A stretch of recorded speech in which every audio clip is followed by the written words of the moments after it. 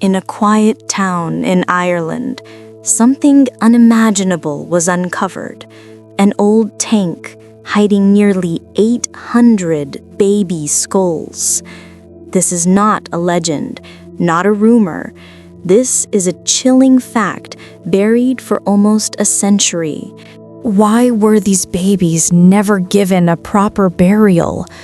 Who decided to lock them away in a dark concrete room? And why do their death records have gaping holes, as if someone deliberately tried to erase them? This discovery pulls back the curtain on a world long hidden by those in power. A world of young mothers concealed, babies disappearing without a trace, and secret rituals carried out in silence. The deeper we dig, the clearer it becomes. A pattern emerges, a system, a monumental secret that was never meant to be uncovered. Stay with us. We will step inside the hidden rooms, sift through the missing records, and uncover the dark decisions that reveal one of Ireland's most haunting mysteries. This truth is not for the faint-hearted, but maybe, just maybe, you are ready to face it.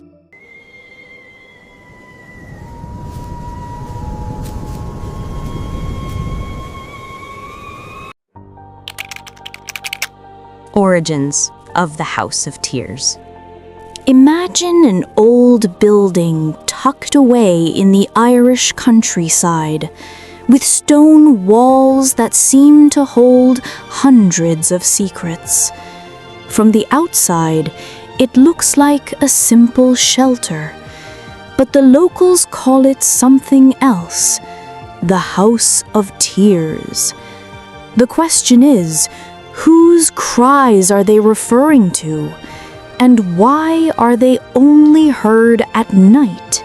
To understand, we must go back to the early 20th century, when Ireland was still under the shadow of rigid morality and the heavy influence of the Catholic Church. Here, an institution was built, a so-called mother and baby home, intended as a refuge for women considered lost. Women pregnant out of wedlock, in an era when such circumstances were not only shameful, but could ruin reputations, destroy families, even endanger lives. Officially, the institution existed to shelter young mothers. Yet, as we dig through the archives, something feels off. Early records show hundreds of babies were born in the home. But strangely, many were never officially documented. Names missing, dates that don't line up. Dozens of babies recorded as born, but never listed as deceased. It's as if they simply vanished. The first question that comes to mind is this just bureaucratic error? Or something far darker? When I interviewed former residents, women now elderly, a disturbing pattern emerged. We often heard babies crying at night, one recalled. But by morning, no new babies, no births, no deaths. The sound, it just vanished. This wasn't an isolated story. There were many. And the more we listened, the darker the picture became, forming behind those stone walls. Now, pause and consider, if an institution cared for mothers and infants, why are the records so riddled with gaps? Why are there cries without any babies in sight? And if it wasn't care they provided, then what were they really doing? Every piece of archive, every testimony points in one chilling direction. That this refuge might not have been a sanctuary at all, but a place hiding something so large that even official records were manipulated. And here's the most disturbing part. When modern researchers dug behind the old home, they discovered a strange underground structure. A small area seemingly built to store something, not for burial. The question remains, what was hidden there? And how does it connect to the missing babies and the cries that haunt the night? History gives us clues, but rarely answers. The House of Tears is more than an old building. It's a moral labyrinth where the line between care and cruelty becomes frighteningly thin. We'll go deeper. Why were these babies never officially recorded? And what horrifying discovery shook all of Ireland when the truth finally came to light? Was this mother and baby home truly a place of safety or a graveyard without headstones? Walls that keep the sound. If walls could talk, are we truly ready to hear what they've been keeping? Because in the House of Tears, some walls don't just hold the dust of history. They hold sounds that should not exist. To understand this mystery, I delved into the building's architectural documentation. The original layout was simple: dormitories, a dining hall, a small chapel, and a few birthing rooms. But decades later, during modern renovations, workers discovered something highly unusual. Extra walls, hidden rooms, empty cavities that weren't on any original blueprint.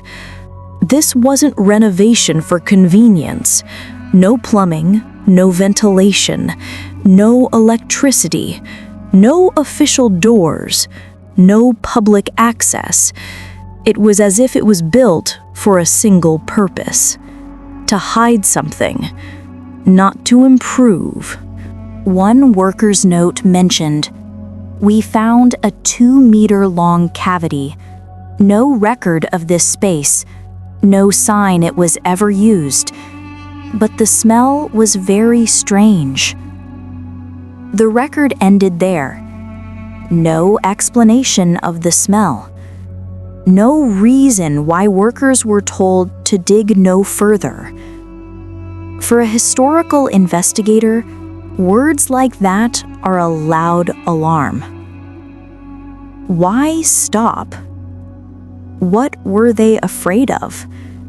And who gave the orders? One thing becomes clear. This renovation wasn't about repairing the building. It was about covering up something that had existed before. Then there's one element that turns this investigation from an architectural oddity into something far darker. Locals, especially those living there since the 1950s, often reported hearing strange echoes from the basement, especially on rainy nights. Not water, not old pipes, but small, muffled whimpers, like someone trying to speak but held back. One resident recalled, "Sometimes it sounds like a child crying, but distant, as if from behind the walls." And the chilling detail? The sounds only appear under certain weather conditions, cold, stormy nights, as if the walls absorb the sound and release it only when nature demands it. Let's connect the dots. There are extra walls that make no sense. Empty cavities not on the blueprint. A strange odor that stopped workers from digging. Echoes from the basement that defy explanation. If this was truly a refuge for mothers and children, why hide secret rooms? If the rooms had no practical purpose, why bother building them? And if nothing was hidden, why do the sounds have no official explanation?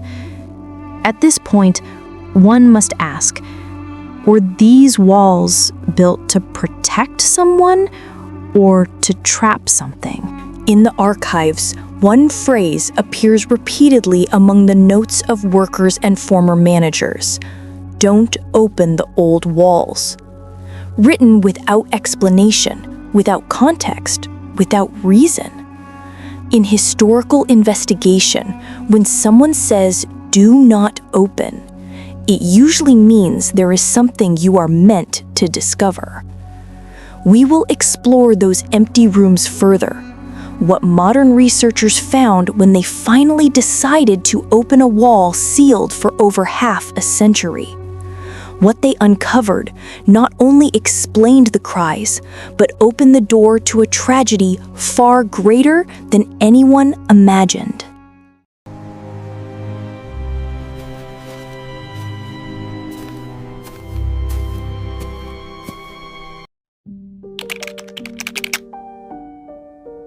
The amateur historian who uncovered everything. Sometimes, the greatest truths in history aren't uncovered by governments, academics, or seasoned detectives. Sometimes, those truths are found by someone who never intended to be a hero. Someone who simply felt that something wasn't right. And in 2014, a local Irish woman proved exactly that. Her name was Catherine Corliss, a homemaker, a small-time writer, who only wanted to research the history of her hometown. She had no degree in history, no research funding, no special access. What she did have was curiosity and an elderly witness who told her, "There's an area behind the old home where our children were buried, but there are no headstones." To most people, it was just an old rumor, but to Catherine, it was a puzzle that demanded an answer. Her investigation began quietly.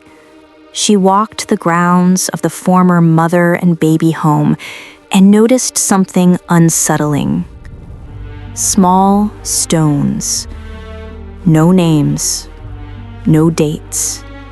No identities.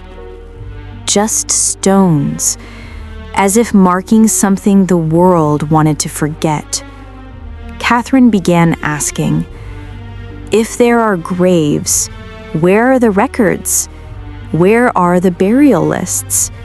Where is the documentation? Basic questions, the kind that should have simple answers. But the truth she found opened the door to one of Ireland's darkest tragedies. As Catherine combed through death archives, she uncovered something unimaginable. 796 babies were recorded as dead. Yet, not a single one had a documented burial. Imagine that. Almost 800 children, infants and toddlers of mothers cast aside, lost from every burial registry, as if they never existed.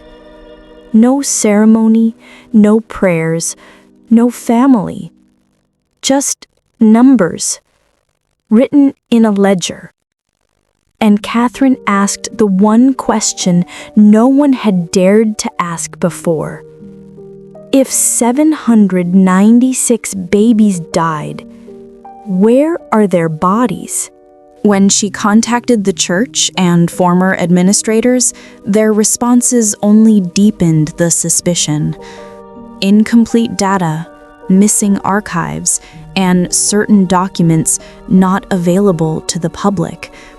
Some even urged her to stop looking into this out of respect for the past. But since when does respecting the past mean hiding the truth? Critical questions followed. Why were there no formal burial procedures? Why was the institution avoiding full transparency? Why did it feel like they feared what she might find? And the deeper Catherine dug, the clearer it became. This wasn't a minor mistake. This wasn't sloppy paperwork. There was a pattern. There was deliberate omission. There was silence. Too clean, too controlled to be a coincidence. Now, we must ask, were those 800 deaths merely a tragedy of the past, or evidence of a system that allowed it to happen? Was this negligence or an intentional cover-up? With each archive she opened, Catherine moved one step closer to the truth, a truth that would make the entire world turn its eyes to a small Irish town and crack open decades of carefully maintained silence. And then came the moment that changed everything. A team of archaeologists was called to the site. They dug into the area Catherine had long suspected and found something even she was not prepared for. Not a single grave, not a handful, but an underground structure filled with the remains of hundreds of tiny bodies. This was no longer speculation.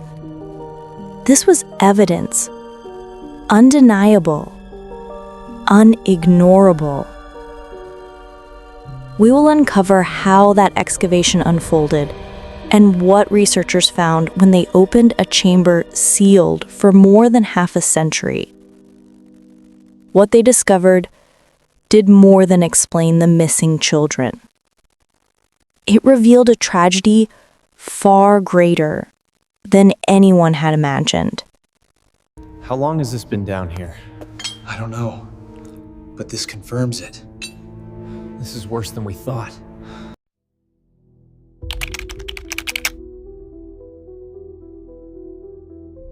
Septic tank that became a grave. There are places built for life. There are places built for death. But this one wasn't meant for either. A septic tank, yes, a waste disposal tank, that turned out to contain hundreds of infant remains. The question is, who decided this? And why? When archaeologists began digging in the area pointed out by Catherine Corliss, what they found wasn't a burial ground, but an old concrete structure that made no sense inside a children's care institution. It was rectangular, with small corridors inside, and when one of the concrete panels was finally opened, the smell that escaped wasn't just damp old earth. It was something far more heartbreaking. Inside were small compartments, 20 to 30 sections that were initially assumed to be sewage channels or part of a septic system. But the contents inside changed the entire course of the investigation. In those compartments, archaeologists found human remains, tiny bones, fragments of skulls, and several bodies still recognizable as infants or toddlers. Forensic analysis revealed their ages. Some were newborns. Some were just a few months old. Others were 3 to 4 years old.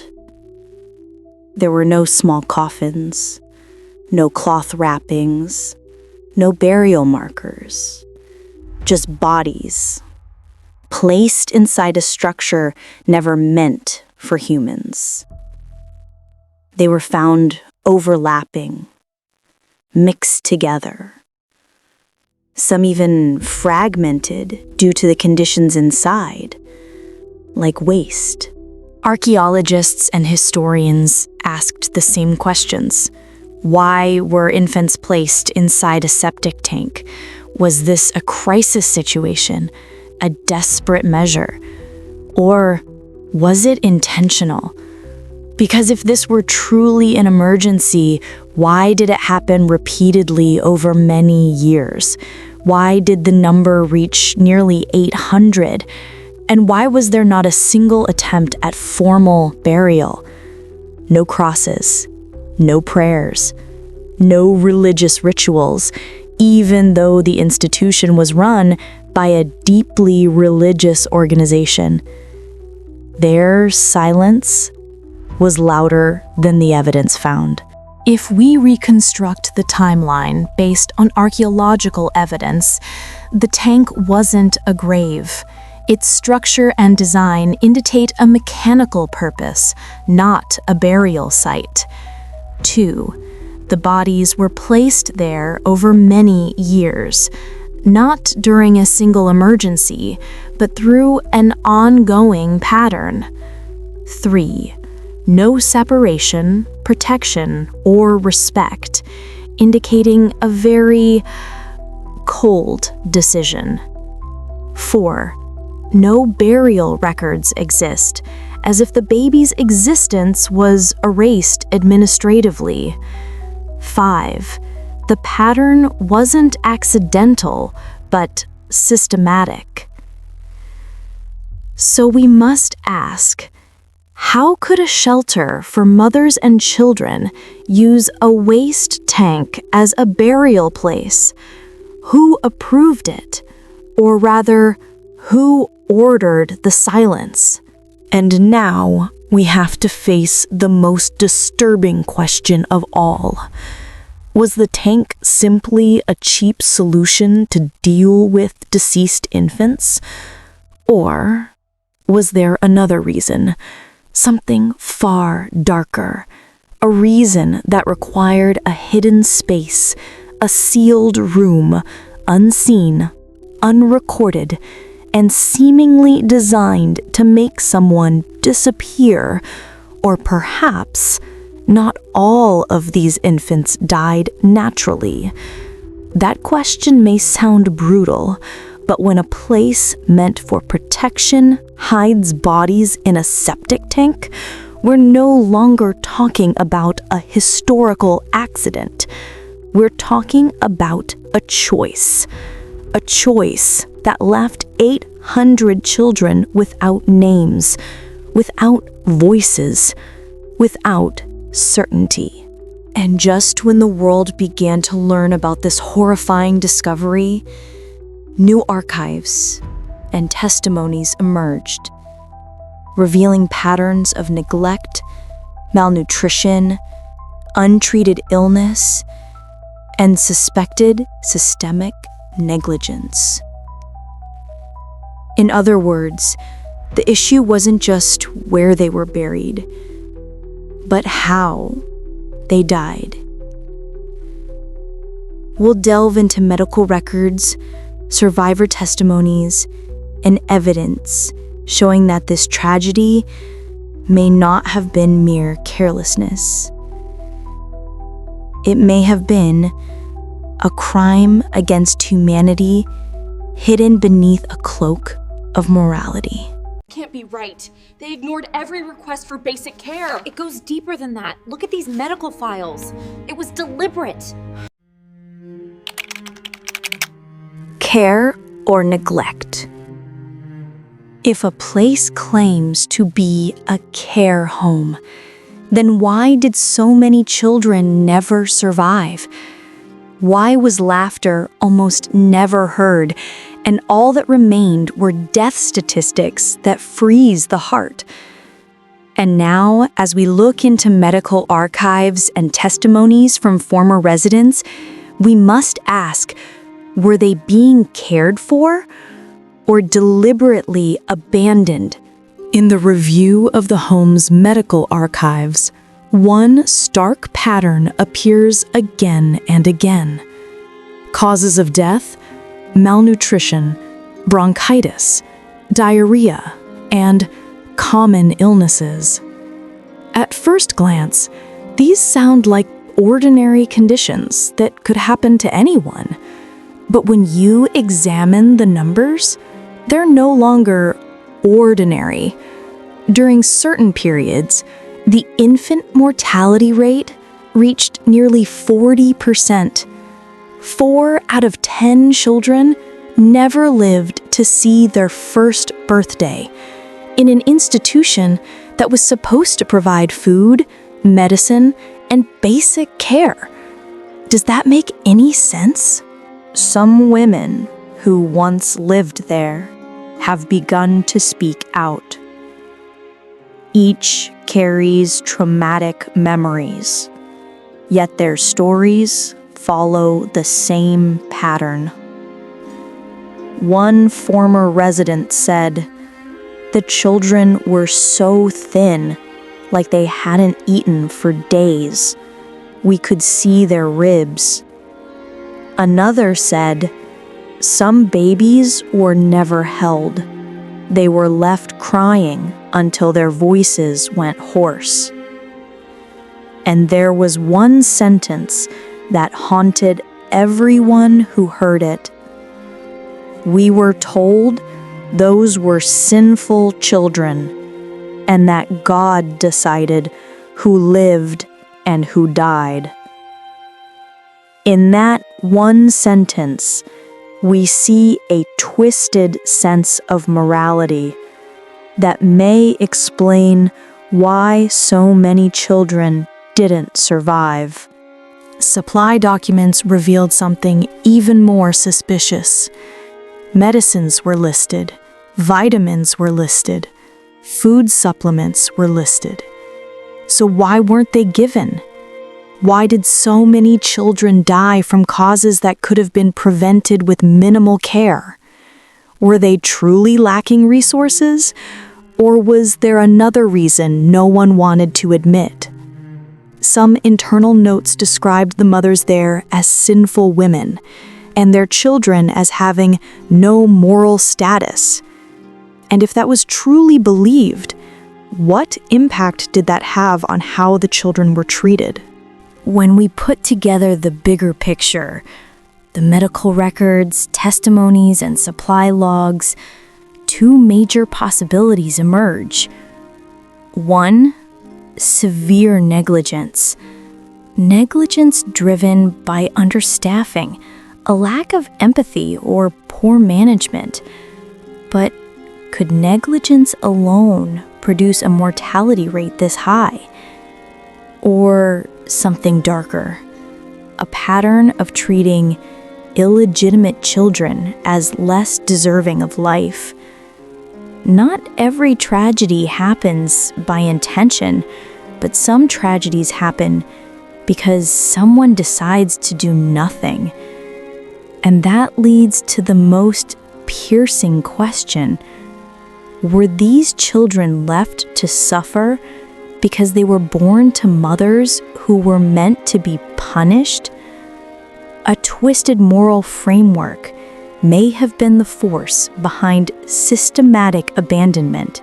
If this place was truly built to protect mothers and children, why does the data say otherwise? Why did 4 out of 10 infants never survive? Why weren't the medicines given? And why were mothers forbidden to hold their children? Is this care or neglect wrapped in the words moral discipline? Or even worse, was this a form of social punishment carried out quietly behind the thick doors of a religious institution? And as we dig deeper, more records surface, nutrition reports, inspection notes, and comments from government officials who once visited the home, all painting a picture that what happened wasn't a one-time mistake, but a pattern that lasted for years. What were the actual care standards inside this home? Who was responsible? And why didn't the government stop these practices sooner?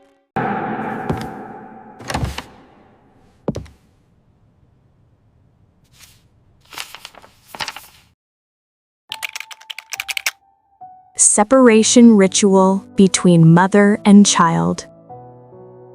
But there was one routine in that home darker than the building itself, quieter than the cries that often disappeared without explanation.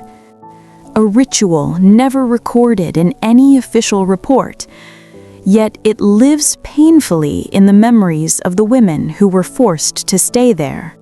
Imagine this: a young mother, often still in her teens, gives birth in a cold room, far from her family, far from anyone who loves her. And when she finally gets to hold her baby, the moment doesn't last long, because in that home, closeness was considered a problem, and the bond between mother and child, in the eyes of the administrators, was something that should not be allowed to survive. Administrative records show a disturbing pattern. Babies were suddenly removed from their mothers, with reasons like special care or temporary placement. But testimonies from former residents tell a different story. They say the separations were intentional, sometimes without any warning, sometimes with vague explanations, sometimes even carried out while the mother slept after an exhausting labor. And strangely, many of those babies were later adopted, often overseas, with no proper documents, no valid birth certificates, and not a single signature from the mother. When we examine Irish government archives from that period, one pattern appears again and again. Adoption documents were incomplete. Biological parents' names were erased or replaced. Dates of child transfers weren't recorded. And the most suspicious detail, the number of children adopted never matched the number of deaths, as if some children did not die, but vanished into a system that exploited the absence of public oversight. This wasn't an administrative accident. This was silence, done deliberately. A mystery that deepens the wound. If these separations were routine, where did those babies go? Some Irish American families in the 1950s to 60s claimed they received babies from Ireland in exchange for unexplained donation fees. Meanwhile, across Europe, there are faint traces of children being sent as those in need of new families through church networks. And when the mothers, years later, tried to find their children, they were met with cold, multi-layered bureaucracy. Missing documents, erased names, fake addresses, wrong dates. As if the entire system was designed not to protect, but to erase. If 796 babies were found without a proper burial, did they all truly die? Or were some of them hidden under false records and sent to places their mothers would never know? And if there was an adoption trade, who benefited? The institution, individuals, or the very authorities who were supposed to provide protection? These questions, even today, hang like a long shadow that refuses to fade. This forced separation was not just a personal tragedy, but part of a larger, more systematic mechanism, far darker than what appears on the surface. And if this ritual of darkness was truly intentional, we must ask, what were they trying to hide? And why were the traces so carefully protected? Because after this, we enter the darkest part of the home. Not about the building, not only about the babies, but about the system that created thousands of traumas and hundreds of deaths.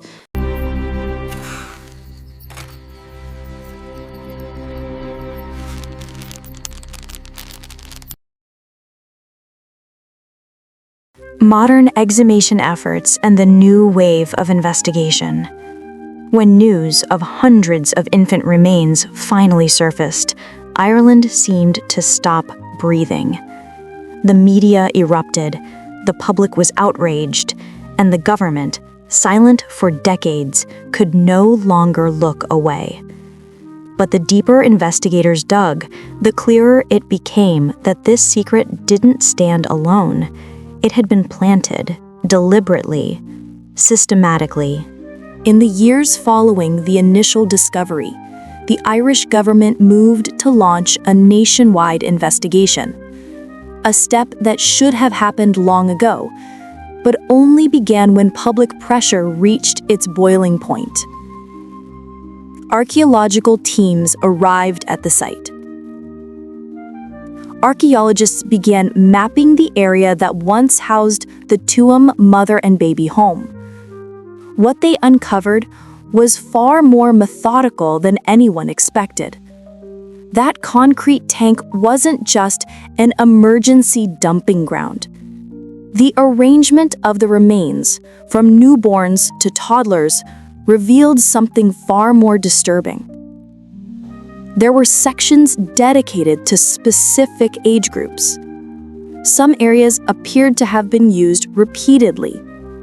Soil layers showed that burials were done in stages over many years. This wasn't chaos.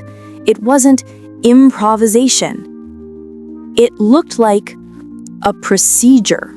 The big question: who made the decision? Official records never mention an alternative burial policy. No emergency directives. No reports of financial shortages for funerals. Yet the bodies were placed in a consistent pattern. So the question becomes, who decided this? Was it the caretakers? The religious order running the institution? Or was there an unwritten rule, followed silently, unquestioningly? Several former workers, interviewed decades after retirement, admitted they were never instructed to perform official burials. They were told, "This is how it's always been done." And when they asked why, they always received the same answer: "You don't need to know more."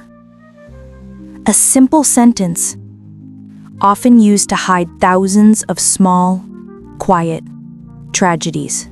When the truth comes too late, the Irish government eventually acknowledged that poor oversight, minimal regulation, and unchecked authority granted to religious institutions had created space for abuses to thrive for years. But the most bitter question still lingers. Why did it take over 50 years for the truth to surface? Was it national shame, fear of reopening historical wounds, or because behind the walls of that home there were far more secrets than anyone was prepared to confront? When half a century of silence finally cracked, what emerged wasn't just public anger, but the guilt of a nation that had believed for too long that the holy could do no wrong.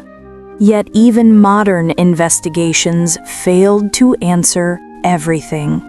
New clues pointed to deeper issues: missing records, questionable administrative decisions, and operational patterns that didn't align with official narratives. Which brings us to a far more unsettling question. If these burials were this systematic, Were there other hands involved? Because what comes next may change the way we see this entire case, not as a single tragedy, but as a system that operated quietly, efficiently, and in the shadows.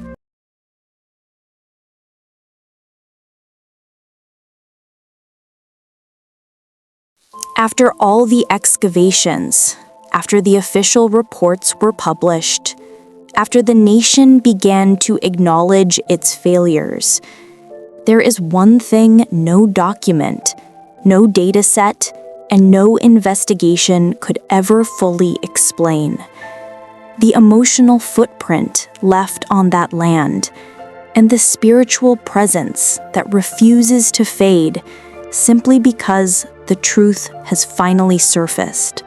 In the small town of Tuam, the ruins of the former home stand silent. No more footsteps of young mothers, no more shadows of nuns hurrying by with notebooks in their hands.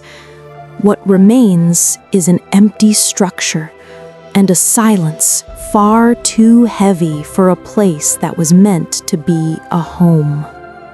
A tribute that never fades. Each year, the locals, some who were there, others who only know the stories, place small candles near the ruins.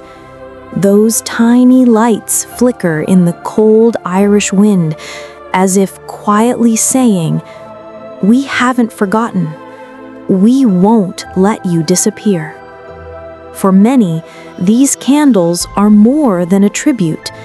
They are an apology, arriving decades too late, haunting testimonies. But there is something the official reports never captured. Some residents claim they feel small presences around the site. Not frightening, but like soft voices trying to be heard, unsure how to speak. Some say they've heard faint crying at night. Others report seeing child-sized figures at the end of the road. A few describe the sudden scent of baby powder as they walk past the rusted gate. Some dismiss these experiences as suggestion. After all, the human mind is quick to imagine things in places scarred by suffering. But for others, these moments are not imagination. They feel like energy, a story unfinished. The investigative question science cannot answer. Social researchers argue that places marked by collective trauma often carry an emotional residue, a burden passed down through generations. But the townspeople ask, if this is only suggestion, why do so many people feel it? And if it isn't suggestion, are these traces from hundreds of young souls who were never given a proper burial? Archaeology can explain bones. Law can tell us who failed. Documents can map the chain of power. But who can explain the feeling that the place is still calling? This is where the final mystery lies. Can land that has absorbed so much suffering ever truly be at peace? Or will it continue to echo, continue to whisper, continue to call, until the whole truth, not just fragments of it, is finally uncovered? Because sometimes the things we cannot see scream louder than anything written in the archives of history.